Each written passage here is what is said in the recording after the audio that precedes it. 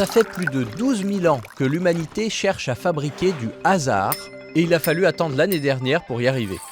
Dans les tiroirs d'un musée américain, un archéologue du Colorado a identifié la semaine dernière les plus anciens dés du monde. Ils ont été fabriqués par les Amérindiens à la fin de l'ère glaciaire et marquent le début d'une grande lubie de l'humanité, la quête pour fabriquer le pifomètre parfait.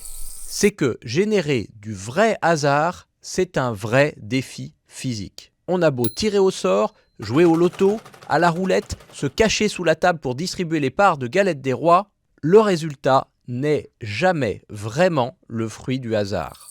Quand on jette un dé, par exemple, le dé ne fait que suivre la trajectoire que lui impose la gravité. Et cette trajectoire, on pourrait très bien la calculer et la prévoir. Elle est complètement déterministe, pas aléatoire. Pareil pour la machine qui tire les boules au loto, la roue de la fortune, la galette des rois, où tout le monde triche, et tous les dispositifs soi-disant aléatoires qu'on a cru inventer pendant des millénaires. Philosophes et physiciens ont même fini par douter et croire que le hasard n'existait peut-être pas.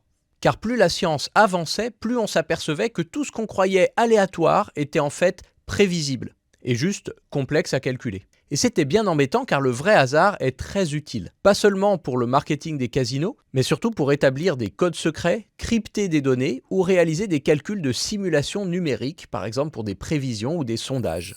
Heureusement, au XXe siècle, on découvre la physique quantique. Et on s'aperçoit qu'à l'échelle des particules, comme les atomes ou électrons, il se passe des phénomènes purement aléatoires. La position d'une particule dans l'espace ou la vitesse à laquelle elle va est distribuée au hasard. Et ce n'est pas juste trop compliqué à calculer, c'est par nature imprévisible. Et c'est en se basant sur ce phénomène vraiment aléatoire qu'un ordinateur quantique est parvenu il y a 1 an à générer des chiffres purement au hasard. Une première, 12 millénaires après le premier dé en bois de Wapiti lancé dans une grotte de l'âge de glace.